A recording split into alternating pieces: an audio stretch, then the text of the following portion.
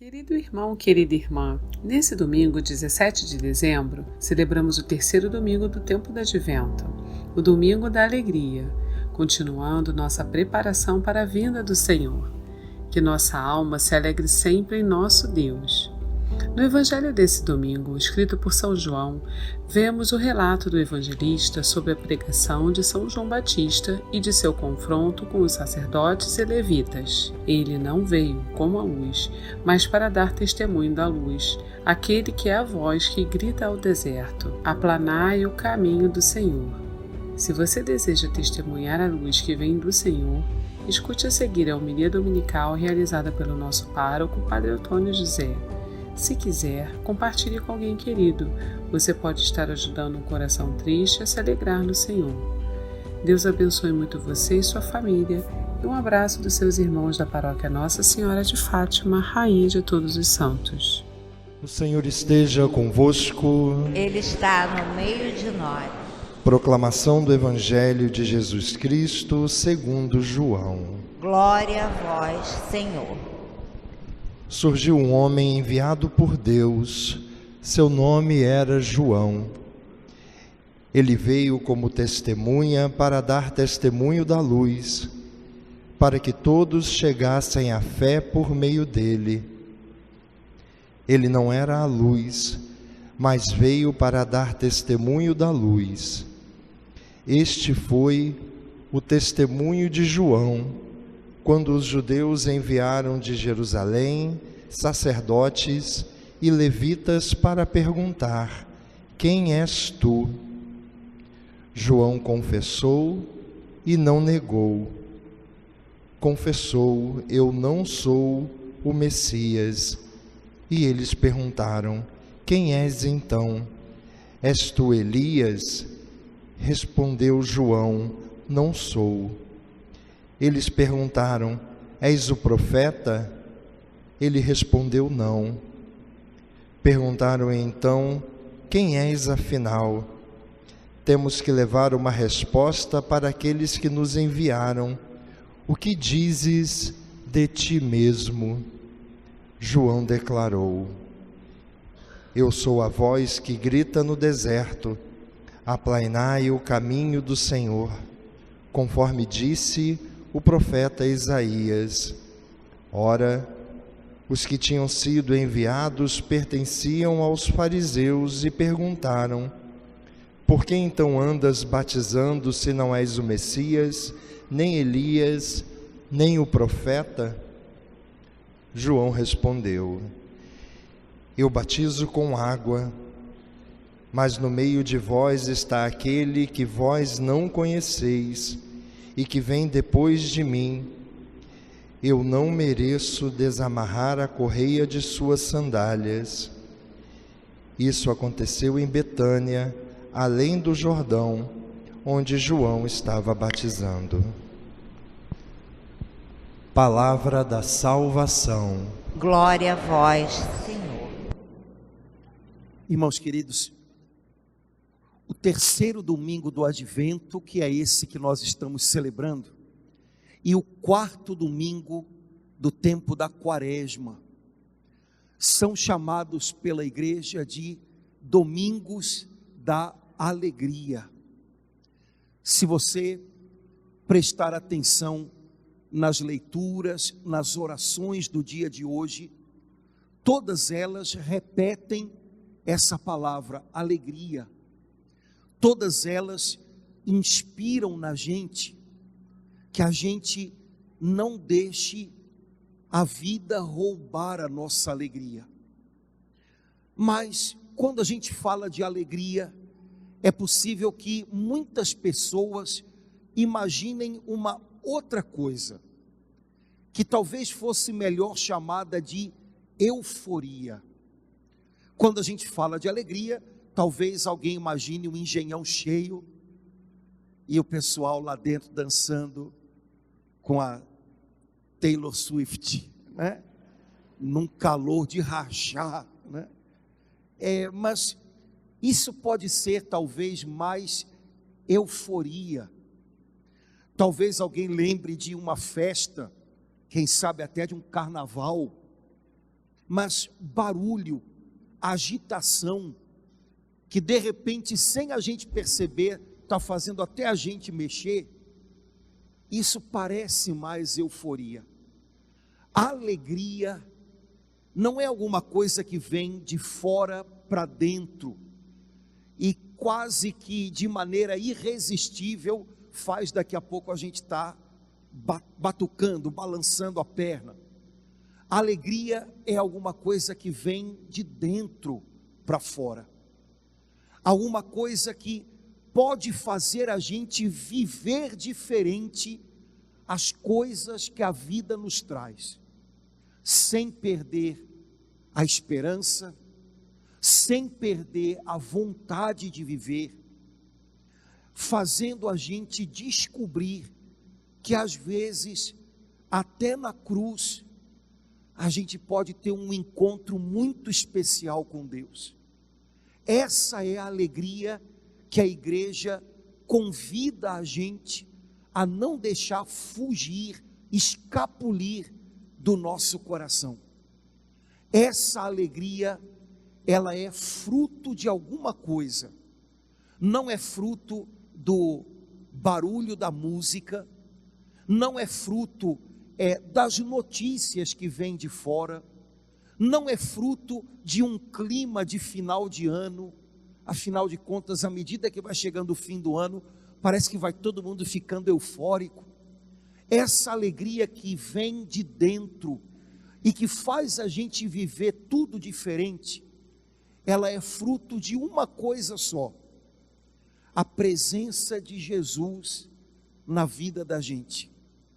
Quando Jesus entra na nossa vida e quando a gente permite que Ele fique, Jesus traz com Ele algumas coisas que ninguém mais pode dar para a gente e que ao mesmo tempo ninguém mais pode roubar da gente.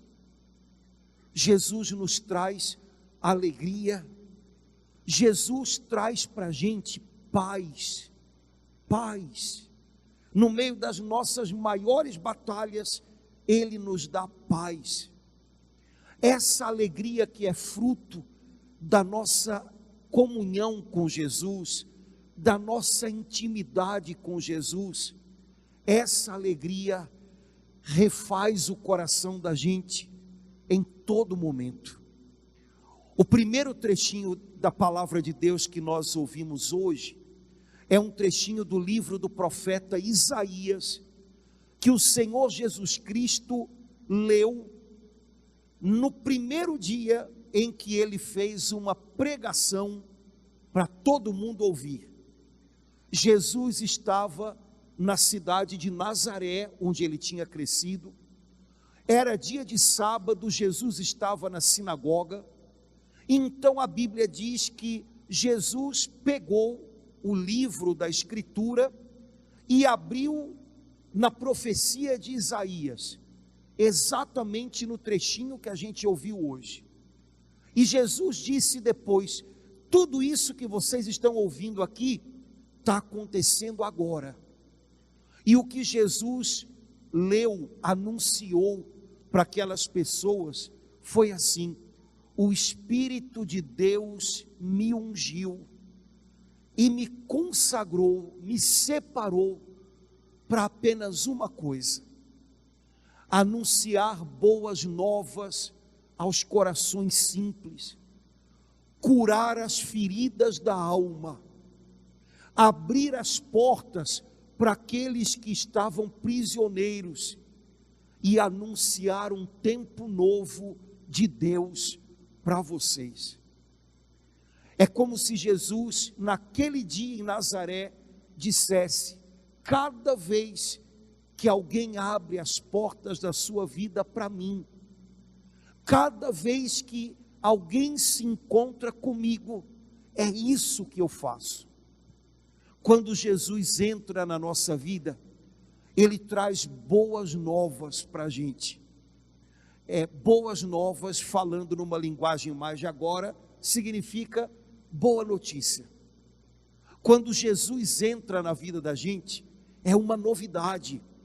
Talvez você seja cristão, católico, desde muito pequeno, e nem perceba como é diferente a sua vida de quem nunca ouviu a voz de Jesus, de quem não sabe que Deus tem para a gente planos que são eternos. Talvez você nem perceba como é diferente a sua vida de alguém que não sabe que nosso Deus nos perdoou, e quando a gente busca Ele, Ele nos dá uma nova chance. Talvez você nem perceba como tudo isso é especial. Quando Jesus entra na nossa vida, Ele traz notícias melhores. Ele lembra, Ele diz para a gente que, olha, o que passou nunca vai ser maior do que o que Deus ainda pode fazer por você. Ainda que você tenha errado muito, Deus é maior do que os seus erros, Ele ainda sabe perdoar você. Irmãos, quando Jesus entra na vida da gente, Ele cura as feridas da alma. Hoje em dia, a gente está acostumado com procurar ajuda de tantas maneiras, né? A gente procura o médico, e se o médico mandar, a gente toma um remedinho para dar uma relaxada. Aí a gente procura a terapia, nada contra, se for preciso, procure, para ajudar a gente a arrumar as ideias aqui dentro, balançar para ver se pega no tranco, né? Tá. Mas olha, curar as feridas da alma, esse trabalho é de Jesus. Tem um lugar dentro da gente, onde o médico não chega, onde o psicólogo não chega, onde os outros homens não chegam, só Jesus chega. E quando Ele chega nesse lugar, o toque dEle desperta fé na gente, desperta na gente uma confiança, que faz a gente olhar para tudo diferente, olhar para o que aconteceu com a gente diferente. Ele cura as feridas da alma, Ele abre as portas das prisões para aqueles que estão se sentindo oprimidos. E você sabe que talvez a prisão mais braba seja aquela que a gente constrói dentro da gente, né? Há pessoas que aparentemente estão soltas, andam para lá e para cá, mas aqui dentro construíram uma prisão, e aí aqui dentro não conseguem dar passos, não conseguem ter esperança, não conseguem superar os desafios, porque aqui dentro construíram uma prisão. Pois Jesus diz: eu vim para abrir as portas dessas prisões, para que você possa viver. Eu vim para anunciar que Deus tem um tempo melhor para a sua vida. Quando Jesus chega na vida da gente, tudo fica diferente. Mesmo na hora da prova, é diferente. Ele veio para trazer uma alegria que não se compara a nada que o mundo dá para a gente, porque o mundo dá, mas daqui a pouco tira. O que Jesus nos dá se estabelece no coração da gente e perdura. Quando você caminha com Ele, o que Jesus traz para a sua alma permanece. Essa é a alegria que Ele tem para nós. Por isso, depois o apóstolo Paulo diz para a gente as coisas que a gente ouviu na segunda leitura desse domingo, que é um trechinho da primeira carta aos Tessalonicenses. Irmãos, estais sempre alegres. Isso não é uma cobrança, viu? Isso é um encorajamento. Alguém poderia pensar, vê se pode, além de tudo que eu tenho que dar conta, agora até Deus está me dizendo que se vira, fique alegre. Não. Santa Teresa, uma grande mulher, dizia que Deus nunca pede da gente alguma coisa que Ele já não esteja nos dando. Então, quando Ele pede da gente, esteja sempre alegre, se mantenha, a gente falaria hoje, para cima, é porque quem nos dá isso é Ele. E se a gente souber receber esse fôlego, esse vigor, a gente vai experimentar, a gente vai descobrir o que é estar sempre alegre. Veja, São Paulo não está dizendo que a gente nunca vai se cansar, por exemplo. Há momentos da vida, há momentos do ano, há momentos do dia em que a gente pode estar especialmente cansado. Cansaço é um dos sinais de que você andou lutando muito. Mas mesmo cansados, a gente pode estar alegre, com aquela certeza de que valeu a pena, porque a gente está lutando batalhas que são importantes, batalhas nas quais Deus está com a gente. Eu tenho certeza que você sabe o que é estar cansado e ainda sentir aqui dentro, valeu.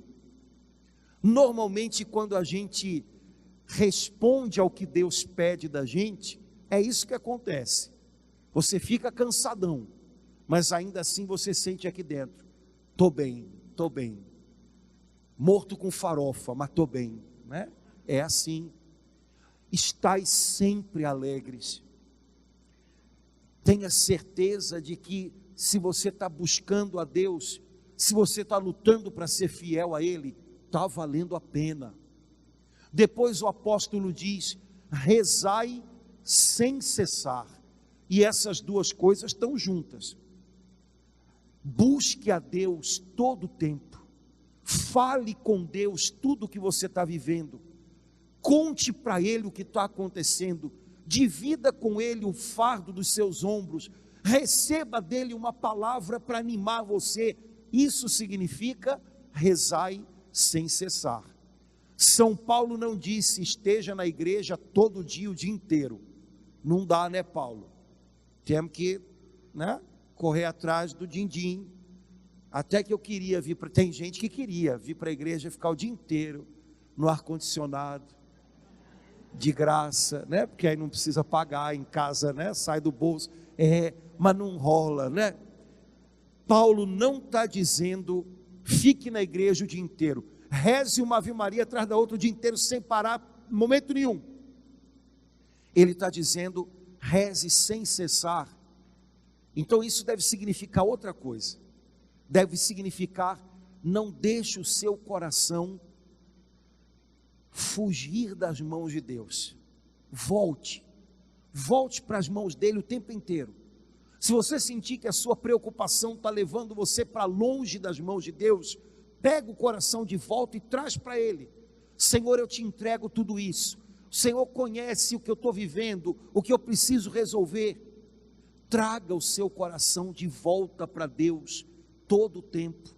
Não deixe que ele seja enganado pela agitação dos pensamentos, pela confusão dos sentimentos. Reze sem cessar.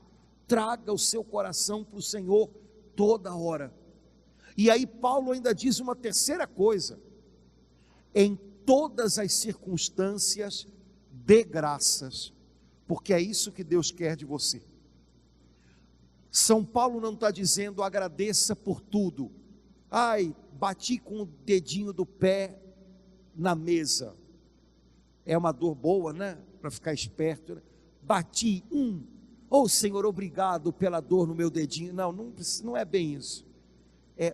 Dar graças em todas as circunstâncias significa que você descobriu que em todas as coisas, também nas difíceis, Deus está com você. Agradeça porque Ele está junto com você.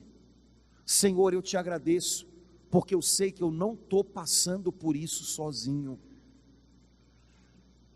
Existe um salmo que diz: o homem que confia no Senhor não teme receber notícias más. Confiando em Deus, seu coração está tranquilo. Sabe, quando chegar a notícia ruim, Pode ser que num primeiro momento ela chegue e cause um impacto e angustie você, mas assim que você recobrar o seu equilíbrio, Senhor, eu sei que eu não estou passando por isso sozinho. Eu agradeço, porque quando essa notícia ruim chegou, ela encontrou o Senhor aqui do meu lado. Vamos junto, Senhor, vamos junto. Dar graças em todo o tempo faz a gente despertar e lembrar que não importa qual seja a circunstância, o Senhor está ali com a gente. Ele não foi embora porque a tribulação chegou. E quando a gente lembra disso ou descobre isso, até o jeito da gente passar pelas coisas muda. Em todo tempo dê graças. Deus espera isso de você. Se você não sabe qual é o próximo passo, comece dando graças pelo que você está vivendo hoje. E se o seu coração for de verdade grato a Deus, de repente você vai começar a perceber que a mão dele está conduzindo tudo, e vai descobrir qual é a próxima atitude, qual é o próximo passo. São Paulo depois diz assim: não extingais, ou seja, não apagueis o espírito.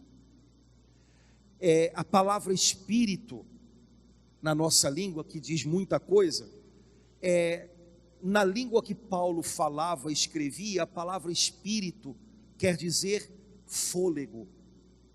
Um cristão é alguém que recebe o Espírito de Deus, ou seja, o fôlego de Deus, o sopro de Deus. Não deixe esse fôlego de Deus se apagar dentro de você. Não deixe ele se extinguir. Por isso, louve sempre, ore sempre. Quando você faz isso, você está recuperando o fôlego. Quando você reza, sua alma está recuperando o fôlego de Deus que mantém você capaz de ir adiante. Não extinga, não apague o Espírito Santo que Deus soprou dentro de você. Será que tem alguma coisa hoje na sua vida que está apagando esse fôlego, essa luz de Deus que foi acesa um dia na sua alma? Será que tem alguma coisa que você está vivendo hoje que está se transformando em descrença, em desânimo? Quem sabe não é a hora de pôr isso para lá e recobrar o fôlego de Deus que precisa estar dentro de você para que você possa ir adiante. Não deixe apagar o Espírito Santo que Deus acendeu na sua alma. E Ele é fiel, diz o apóstolo Paulo. Ele é fiel para levar você até o fim. Ele é fiel. Irmãos, a gente vive num tempo de tanta infidelidade em todos os níveis. Infidelidade nos relacionamentos pessoais. Alguém promete uma coisa, daqui a pouco, na hora que você precisa, não acontece. Infidelidade nas famílias. O mundo está tão doido, o coração das pessoas está tão dilacerado. Como é fácil se perder dos planos de Deus. Infidelidade na sociedade. Como mentem para a gente, né? E como os homens mentem uns para os outros. Como é bom a gente saber que existe um Deus que é fiel. Ele não trai, Ele não mente, Ele não engana. E quando você se põe nas mãos dEle, Ele cuida de você e sustenta você e dá fôlego para você até o fim, até que a luta termine. Mas Ele não para de ajudar você enquanto a luta não terminar. Fiel é Deus para fazer muito mais do que a gente sonha e pensa. Última coisa que eu queria dividir com você é o trechinho do evangelho que a gente ouviu hoje e que começa com uma frase muito legal. O evangelho de hoje, como o da semana passada, fala para a gente sobre São João Batista. Eita, que homem bom! É um homem que estava no lugar certo, na hora certa, e era o homem certo. Tanto é verdade que o evangelho de hoje começa com essa frase: houve um homem enviado por Deus, e ele se chamava João.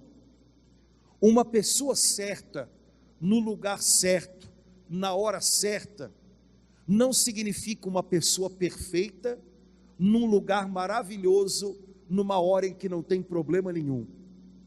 Significa uma pessoa que recebeu de Deus um chamado, num lugar que pode ser muito complicado, numa hora decisiva. Mas se foi Deus quem pôs você ali, você pode ter certeza que Ele vai acompanhar você até que você cumpra a sua missão. Quando há uma pessoa enviada por Deus, Deus envia e fica ao lado dessa pessoa até que ela se torne tudo o que ela precisa ser, até que ela realize a missão para a qual o Senhor a chamou. Mas o segredo é que a gente aprenda a discernir. É o Senhor que está me colocando nessa? Se é, eu conto com Ele. Eu estou sendo enviado por Ele, então eu não preciso ter medo, eu não preciso desanimar, porque quando o meu Deus confia uma missão a alguém, Ele vai até o fim. Quando a gente se envolve nas coisas de maneira imprudente, precipitada, aí são outros 500. Mas a gente precisa aprender a discernir uma coisa da outra.